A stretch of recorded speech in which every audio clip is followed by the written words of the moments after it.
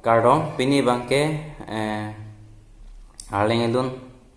aban hoi lo lun bang so lun bang sinili pini bangke kowar pun po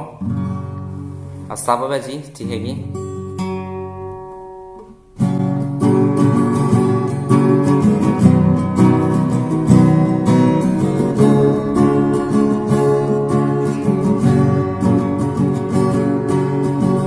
long ji mene bukan ho so minda mo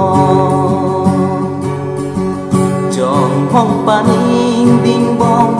seng ve kan ho kaya do